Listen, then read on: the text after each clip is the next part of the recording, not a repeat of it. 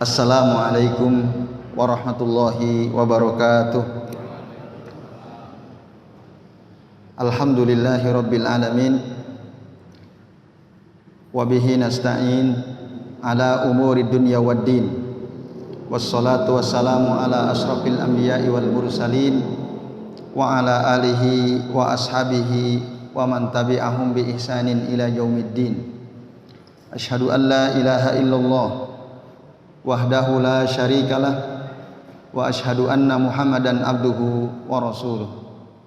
Allahumma salli wa sallim wa barik ala Muhammad wa ala ali Muhammad kama sallaita wa barakta ala Ibrahim wa ala ali Ibrahim fil alamina innaka Hamidum Majid. Amma ba'du, bapak-bapak dan ibu-ibu serta hadirat sekalian, a'azani Allah wa iyyakum ajmain. Alhamdulillah pada maghrib hari ini kita bisa bertemu kembali di majelis kajian kitab Riyadhus Shalihin. Insyaallah pada malam ini sebagaimana tadi sudah disampaikan, kita akan memulai pembahasan dari hadis ke-7 bab husnul khuluq. Bagi para hadirin yang membawa kitab atau aplikasi kitab Riyadhus Shalihin, silakan dibuka hadis ke-7 bab husnul khuluq. Baik Bapak Ibu, kami bacakan hadis yang ke-7. Wa an Abi Hurairah radhiyallahu anhu qol, dari Abi Hurairah radhiyallahu anhu beliau berkata, su'ila Rasulullah sallallahu alaihi wasallam an aksari ma yudkhilun nasa al jannah. Rasulullah sallallahu alaihi wasallam ditanya oleh seseorang tentang sesuatu yang banyak memasukkan manusia ke dalam surga. Apa perbuatan yang banyak memasukkan manusia ke dalam surga? Qala, lalu Rasul menjawab, taqwallahi wa husnul khuluq, yaitu takwa kepada Allah dan akhlak yang baik.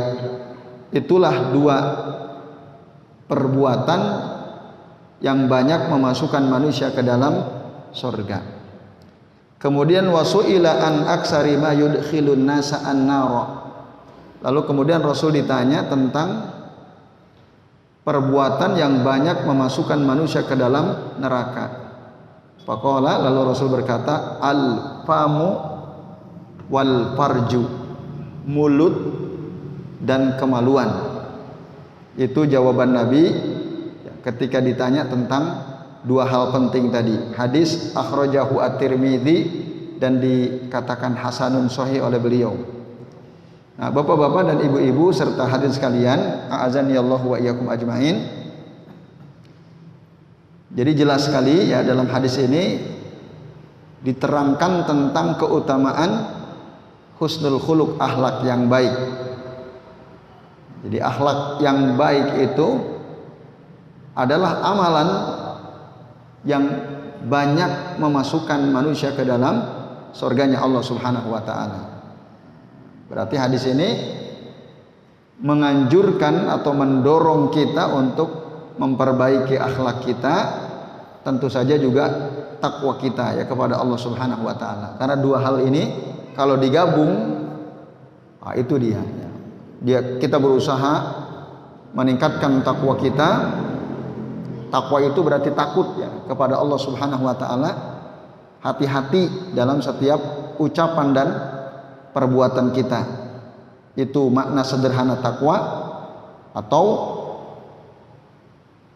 mengerjakan semua apa yang diperintahkan oleh Allah dari yang wajib sampai yang sunnah, dan menjauhi semua apa yang dilarang oleh Allah baik yang haram maupun yang makruh. Itulah makna takwa. Itu bapak-bapak dan ibu-ibu serta hadirin sekalian, a'azani Allah wa iyyakum ajmain. Nah, bapak-bapak dan ibu-ibu serta hadirin sekalian, a'azani Allah wa iyyakum ajmain ya. Jadi husnul khuluq itu ya, maknanya adalah diterangkan ya oleh sebagian ulama, ayu amilan nasa bi khuluqin hasanin bi haitsu la yu'zi ahadan bi qaulin aw fi'lin, yaitu berinteraksi dengan manusia dengan akhlak yang baik. Maksudnya apa? Tidak menyakiti siapapun, ya, baik dengan ucapan maupun dengan perbuatan, tidak nyakitin. Dia berusaha sebisa mungkin omongannya, perilakunya tidak nyakitin orang. Itu yang disebut husnul khuluq. Dan wala yantiqu illa bima yurdillah azza wajal, dan dia tidak berbicara kecuali yang diridhoi oleh Allah azza wajalla. Nah, itu keterangan dari sebagian ulama tentang husnul khuluq, Bapak Ibu dan hadirin sekalian, a'azani Allah wa iyyakum ajmain. Nah, sebaliknya, ya, perkara yang banyak memasukkan manusia ke dalam neraka jelas mulut kita, ya, lisan kita, gitu. Nah, maka hati-hati dengan mulut, jangan asal bicara, jangan asal mengatakan sesuatu, dipikir-pikir dulu, ya. Kalau emang nggak bisa ngomong yang baik,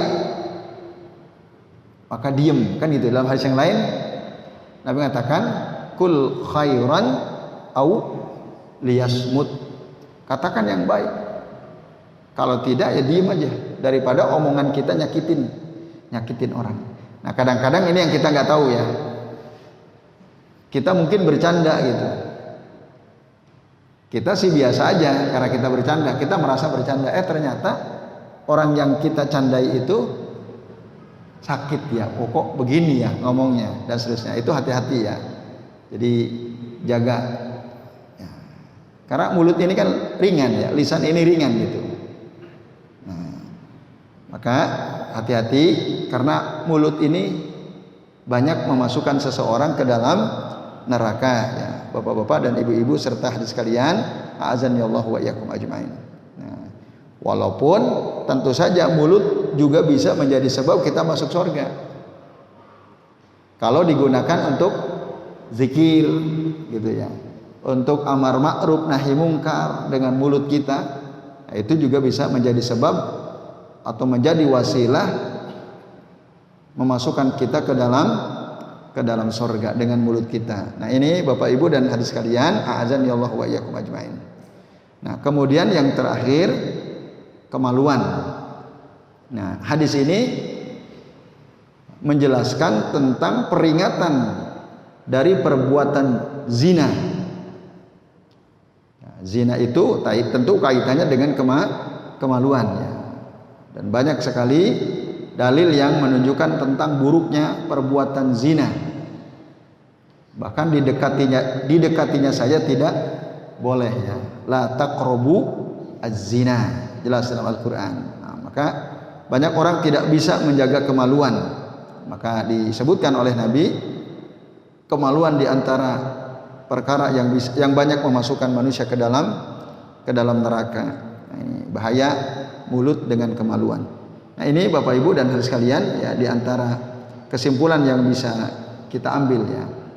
Maka tadi sekali lagi perlu digarisbawahi, lisan yang paling gampang yaitu lisan.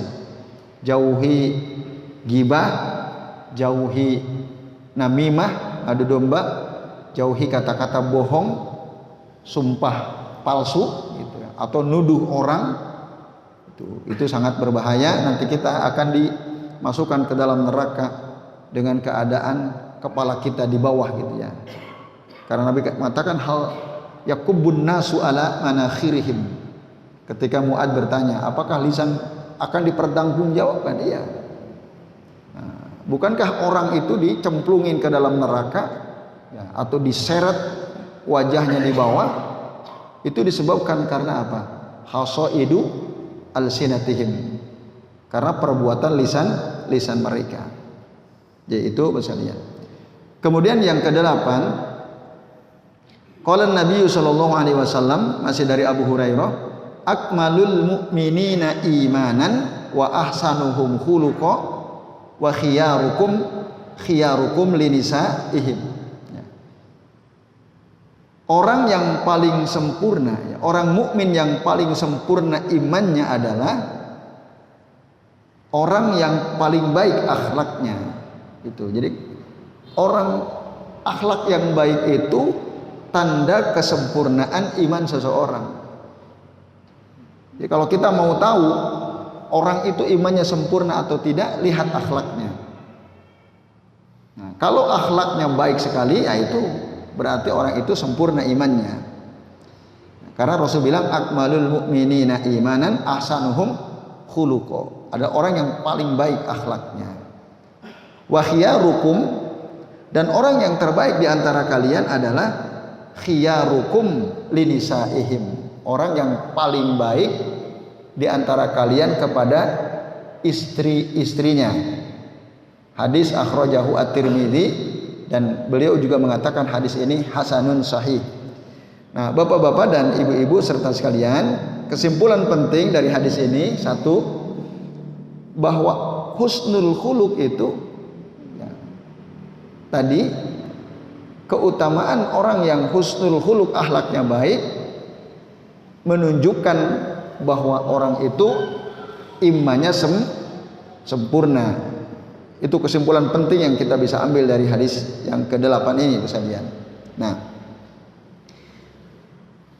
tapi perlu digarisbawahi, ada sebagian orang ketika mendengar kata husnul khuluq, Bapak Ibu ya, yang ada di pikirannya ketika dia mendengar kata husnul khuluq berarti sesama manusia.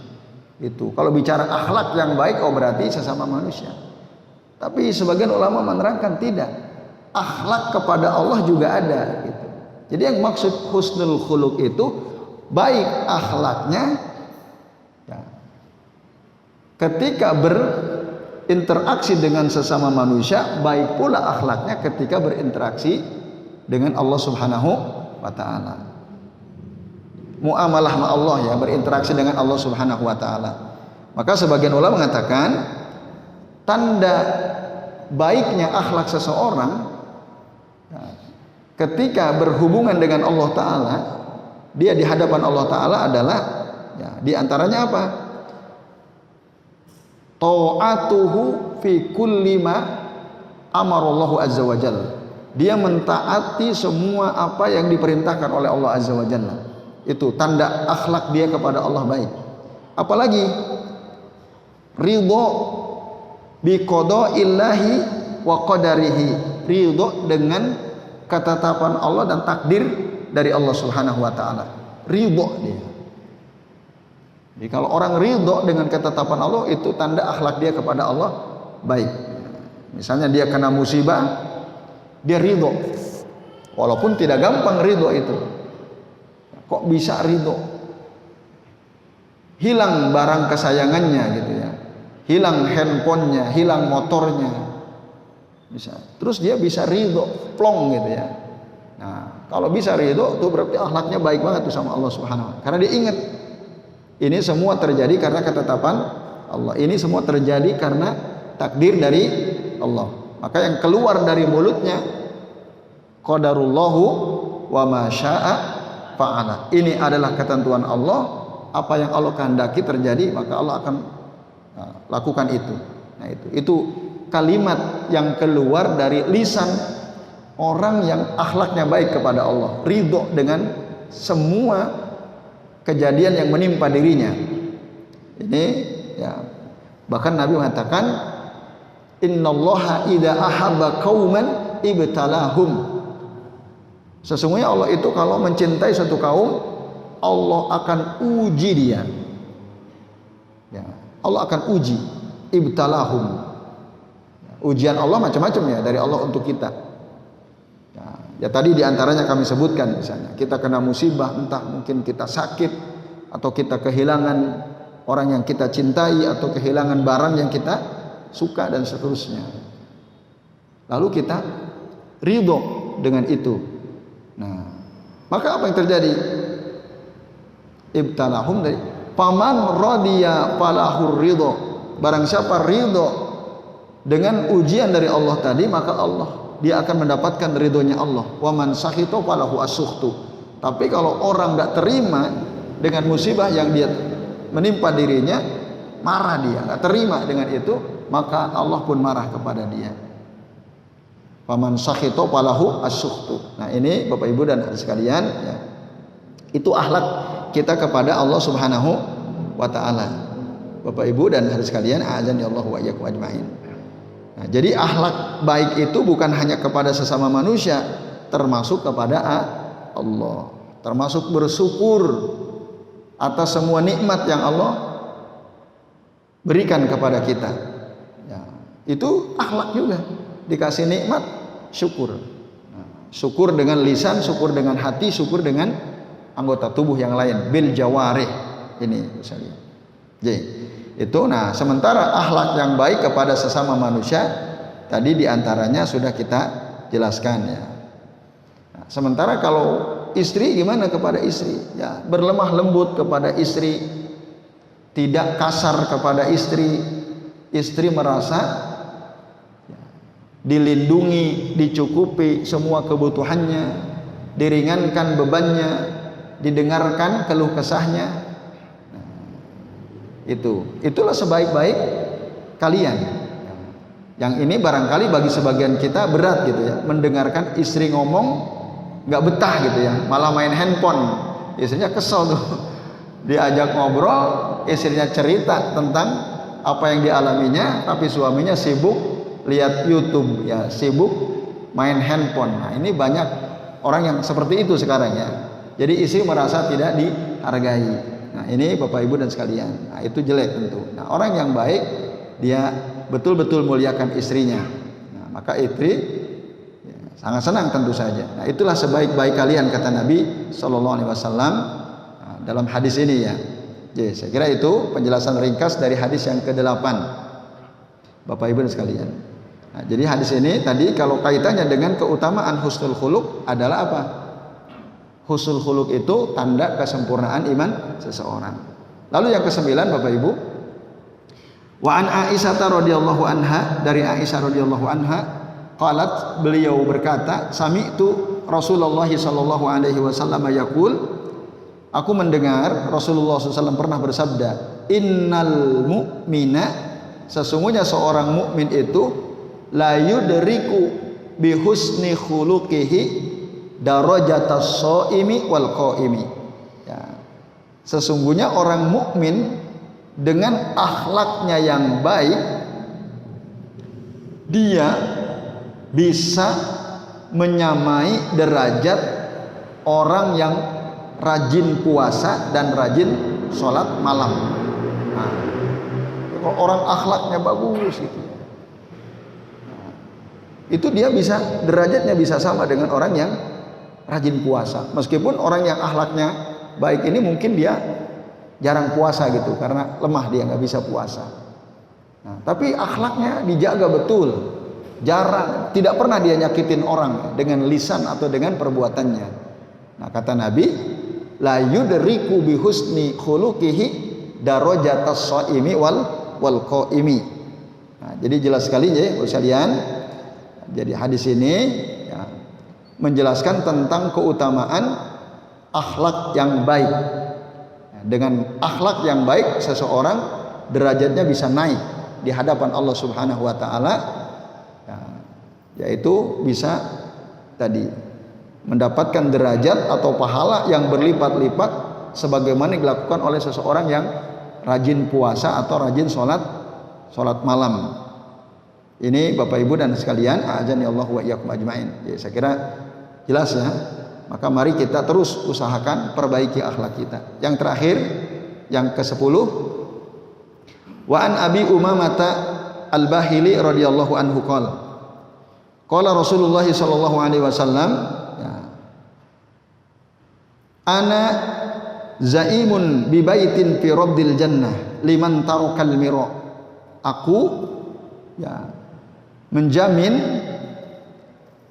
ya, orang yang meninggalkan berdebat dia akan mendapatkan rumah, ya, fi rabdil jannah. Nah, apa itu rabdil jannah? Rabdil jannah itu ya surga yang paling bawah. Ya, disebutkan dalam kitab Bahjatun Nadhirin, adna al jannah. Adna al jannah itu surga yang paling bawah. Nah, karena Nabi nanti dalam hadis yang lain mengatakan al jannatu mi'atu darajah. Surga itu ada 100 tingkat. Nah, orang yang meninggalkan perdebatan itu dia akan dijamin oleh Nabi pasti masuk surga. Meskipun di bawah. Itu jelas suatu keuntungan. Wa in kana muhiqqan, meskipun dia ada pada pihak yang benar, berdebat gitu ya. Benar dia, tapi dia berdebat, suka berdebat. Tapi Bapak Ibu perlu dicatat ya, miro itu adalah berdebat yang tujuan akhirnya supaya dia dipuji-puji oleh orang lain, itu miro. Nah ini yang jelek.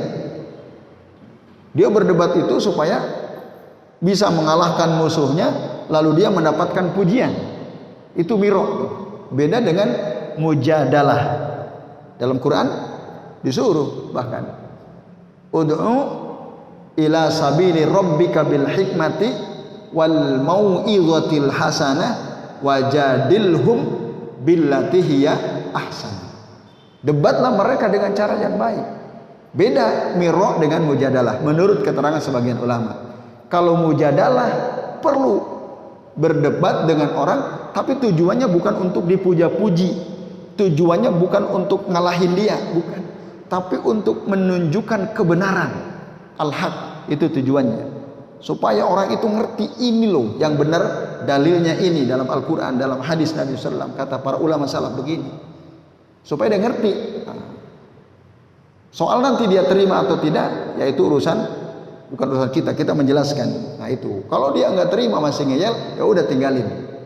Itu, karena tugas kita bukan membuat orang menerima kebenaran. Tugas kita menyampaikan, meskipun kadang-kadang caranya dengan berdebat gitu ya. Itu bisa. Nah maka bedakan mujadalah dengan miro. Yang nggak boleh itu miro, walaupun benar gitu. Karena miro tujuannya adalah ingin dipuja-puji. Ya dari kata ria itu. Dan ngalahin. Kalau mujadalah bukan untuk mengalahkan, supaya orang yang debat sama kita dia ngerti. Justru kita ingin nolong dia gitu. Nah, bedakan miro dengan mujadalah. Yang kedua, wa bi baitin fi wasatil jannah liman tarakal kadzib. Dan aku menjamin ya, orang yang meninggalkan kebohongan dia akan mendapatkan surga di tengah. Ya, di tengah. Tadi bawah, tengah. Nah, bagi orang yang meninggalkan bohong. Tapi ya, wa in kana mazihan, meskipun bercanda. Tuh, bohong itu walaupun bercanda itu harus ditinggalkan. Ya. Maka orang yang meninggalkan bohong walaupun bercanda dijamin dia dapat surga yang tengah oleh Nabi Shallallahu Alaihi Wasallam. Tapi banyak orang, nah, mereka bercanda, ya, walaupun bohong gitu ya, atau bahkan bercanda untuk membuat orang lain tertawa. Berbohong untuk membuat orang lain tertawa itu juga tidak boleh. Liyudhika bihin nas. Walaupun biar tidak ngantuk itu bercanda, tapi bohong candaannya, bohong dia biar orang nggak ngantuk, tujuannya bercanda. Nah, jaminan dia akan mendapatkan surga yang tengah itu hilang, ya, karena dia bohong. Ya. Walaupun dia ingin membuat orang tertawa, gitu ya. Stand up comedian misalnya. Nah ini bahaya ya sekalian, itu tidak boleh. Tapi ada nggak bohong yang dibolehkan? Ada 3 dalam hadis yang mengatakan ya la yahillu al-kadzib illa fi salasin. bohong itu tidak halal kecuali dalam 3 perkara. Satu, ya, ar-rajulu, ya, kadzibur rajuli imru'atahu, seorang suami berbohong kepada istrinya, liyurdiha, supaya si istri itu ridho, boleh. Tapi contohnya gimana? Suami bohong sama istri, istrinya masak, sebenarnya keasinan, ditanya sama istri, "Piye Pak masakanku?" "Wah, top markotop," gitu. Enak sekali gitu ya. Bohong kan? Itu nggak apa-apa. Nah, tapi kalau Pak dari mana? Padahal bapaknya habis dari selingkuh. Dari mana Pak? Dari masjid. Ya kayak ini nggak boleh. Dia selingkuh, ditanya istrinya dari masjid. Nah, itu kayak gitu nggak boleh itu ya. Tapi bohong yang tadi yang membuat istri senang. Kan bohong, "Pak dari mana?" "Dari masjid." Istri seneng nggak? Padahal dia habis selingkuh. Seneng nggak istri kalau bilang dari masjid? Nah, menyenangkan istrinya bagus, tapi bohong, dia melakukan sesuatu yang haram, ya itu yang nggak boleh.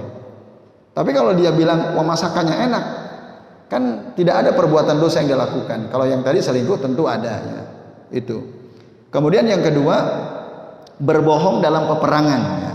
Wal kadzibu fil harb, bohong, membohongi musuh boleh. Yang ketiga, wal kadzibu liyusliha bainan nas, berbohong untuk mendamaikan orang yang berseteru, yang konflik, bermusuhan, itu boleh ya. Disebutkan dalam kitab Miskatul Masabih yang ditakhrij oleh Ibnu Hajar Al-Asqalani. Terakhir, wa bi baitin fi a'la al-jannati liman hasuna khuluquhu. Nah ini poinnya di sini.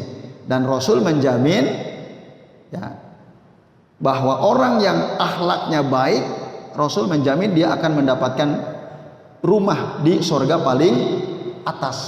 Nah, surga paling atas berarti apa? Surga Firdaus ya. Karena memang mengatakan ya, yang paling atas, paling tengah itu Al-Firdaus Al-A'la. Maka mintalah surga Firdaus. Nah, jadi hadis ini yang ke-10 menjelaskan betapa akhlak yang baik itu luar biasa. Jaminannya dia bukan hanya masuk surga, tapi yang paling atas, a'lal jannah. Jadi saya kira ini bapak-bapak dan ibu-ibu serta sekalian, kesimpulan yang kita bisa ambil dari hadis yang ke-10. Nah, waktunya saya kembalikan ke Pak Pono.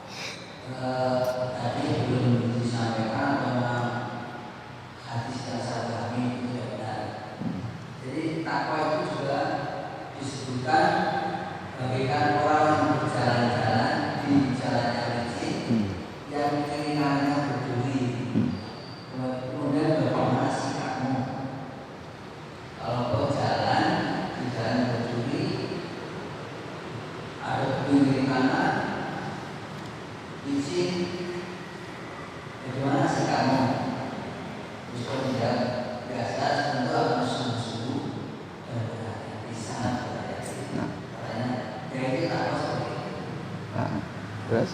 Ini keterangan ini ada asal usulnya. Ya. Yang kedua, baiknya seorang laki-laki atau suami kepada ahli itu apa cukup hanya dengan istri, tidak kepada menantu, tidak kepada anak-anaknya. Yang tadi khiyarukum linisaihim itu. Linisaihim. Tadi dalam hadis ini khiyarukum linisaihim. Nah. Ya, kalau 4 ya 4 isinya. Tergantung durasinya berapa. Ya. Waalaikumsalam warahmatullahi wabarakatuh. Ya, terima kasih Pak Nasir.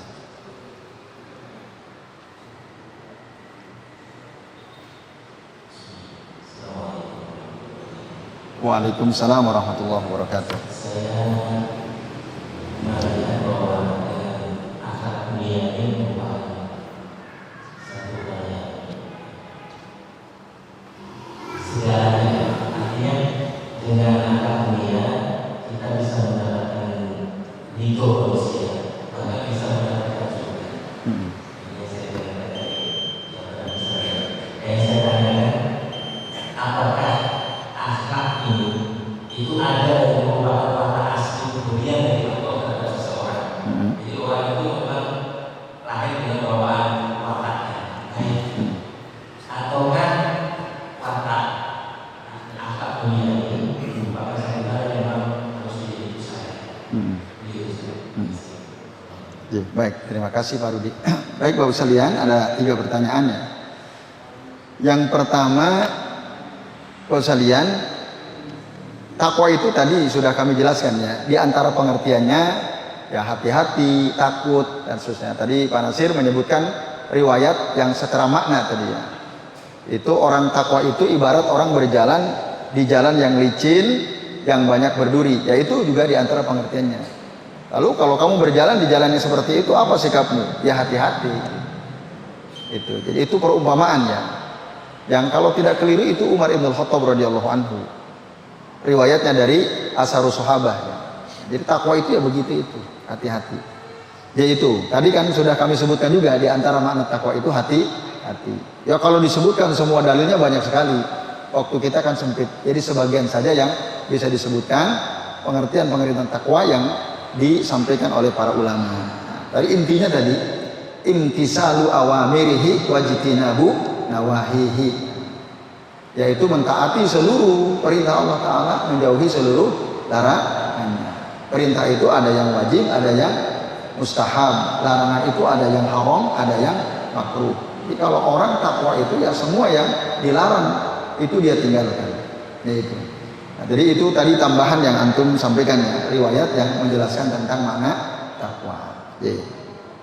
Yang kedua, makna tadi ya, khiyarukum linisaihim.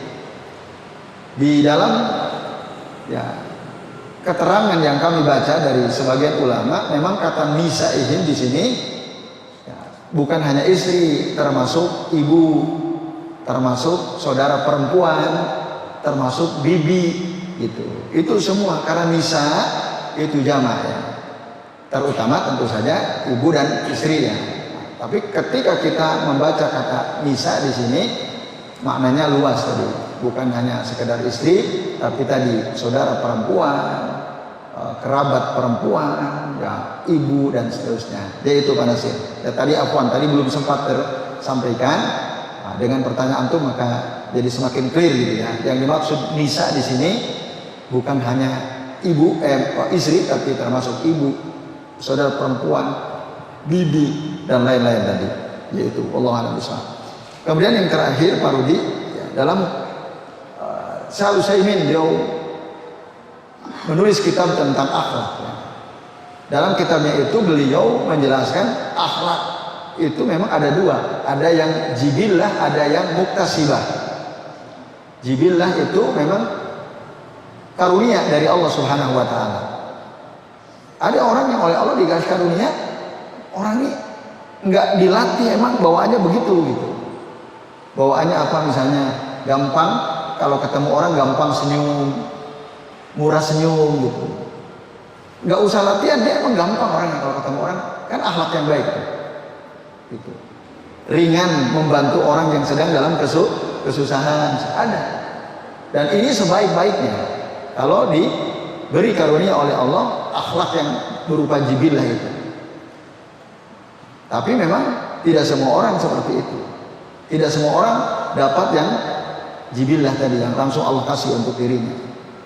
Tapi bisa kita membuat akhlak kita menjadi baik dengan cara latihan, belajar, ya, terus mencari ilmunya, gimana supaya kita akhlaknya baik. Nah ini yang kayak gini yang dipelajari, yang dilatih, namanya al-akhlak al-muktasibah, akhlak yang harus diusahakan. Nah ini Bapak Ibu dan sekalian, a'adzanallahu wa iyyakum ajma'in. Gimana caranya ketika ketemu dengan orang tua, ya, orang yang lebih tua, akhlak kita bagaimana? Nanti dan tentu ada kaitannya dengan adab ya. Cuma bedanya kalau adab itu selalu baik, kalau akhlak ada baik ada buruk. Maka disebut husnul khuluq, ada sayyi'ul khuluq juga ada. Akhlaknya jelek gitu. Akhlaknya buruk, kalau ngomong teriak-teriak gitu. Suka marah-marah, mudah tersinggung emosional. Nah, itu akhlak yang buruk. Tidak pernah berkata yang halus lembut kepada orang gitu. Ini su'ul khuluq namanya. Akhlaknya buruk, akhlaknya buruk. Akhlak itu ada dua. Kalau adab selalu baik. Ya.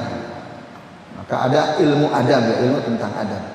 Yaitu Pak Rudi, jadi intinya ada dua memang. Ada akhlak yang harus diusahakan, perlu diusahakan. Ada akhlak pemberian Allah Subhanahu wa taala. Wallahu a'lam bishawab. Baik Bapak Ibu dan sekalian. Oh ya. Kalau husnul khuluq untuk ahlul bidah itu bagaimana?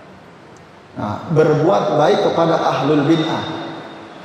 Husnul khuluqnya ahlul bidah. Husnul khuluqnya ahlul bid'ah gimana? Maksudnya ada orang Bukan kepada, tapi dia sahibul bid'ah gitu. Tapi dia ahlul bidah. Dia ahlul bid'ah tapi akhlaknya baik. Yang antum tanyakan apa maksudnya? Apakah ya tidak, apakah masuk ke yang hadis yang terakhir ya mendapatkan surga? Kalau ahlul bid'ah walaupun akhlaknya baik, ya dia apakah akan mendapatkan surga paling tinggi tadi ya? Bi baitin fi a'lal jannah liman hasuna khuluquhu. Beda kalau ahlul bid'ah. Karena di antara bahaya bid'ah itu dia akan terhalang mendapat syafaat dari Nabi Shallallahu alaihi wasallam. Ketika dia akan masuk ke telaganya Rasulullah, nanti dia digiring ke sebelah kiri, diseret masuk ke dalam neraka. Rasul bertanya, ummati ummati, itu kan umatku umatku. Wakilalahu, lalu dikatakan oleh Allah yang kepada Nabi, disampaikan kepada Nabi, innaka la tadri ma ahdatsu ba'daka. Sesungguhnya engkau Muhammad tidak tahu ma ahdatsu ba'daka, apa perbuatan baru dalam agama yang mereka lakukan setelah engkau tidak ada. Nah, para ulama menjelaskan bahwa bid'ah itu bisa menjadi pencegah syafaat, min mawani'i asy-syafa'ah. Kan akhlaknya baik, iya, tapi gara-gara dia suka berbuat bid'ah jadi gitu. Nah, maka bahaya ya. Kemarin kita udah bahas juga, akhlak baik juga bukan jaminan kalau, nah ini hadis ini harus dikaitkan dengan saya. Ada orang akhlaknya baik banget, dermawan, suka silaturahim, memuliakan tamu, tapi nggak punya tauhidnya nggak. Ya kan kemarin Abdullah bin Jad'an sama Hatim At-Ta'i yang kemarin kami ceritakan itu nggak bisa masuk surga karena dia seorang kafir, nggak punya tauhidnya itu. Jadi ya ini penting juga, terima kasih ya. Akhlak baik bukan satu-satunya hal yang pasti menjamin orang masuk surga. Ingat, ini semua dalam konteks harus dikaitkan dengan hadis lain. Karena ada orang, oh dia baik banget akhlaknya. Yang penting kan akhlak baik, ya itu. Udah, kalau akhlak baik beres semua? Enggak, belum beres semua. Ini Rasul mengatakan ini semua, yang tadi udah beres. Artinya dia tauhidnya udah oke. Bid'ah dia udah tinggalkan, akhlaknya baik. Maka tadi takwa wa husnul khuluq tadi itu harus digabung ya. Jangan murni akhlak yang baik saja. Yaitu wallahu a'lam bishawab. Baik, terima kasih Bapak Ibu ya. Mohon maaf waktu kita terbatas. Kami akhiri wasallallahu ala Muhammadin wa ala alihi wa sahbihi wa baraka wa sallama alaihim ajmain. Billahi taufiq wal hidayah. Wassalamualaikum warahmatullahi wabarakatuh.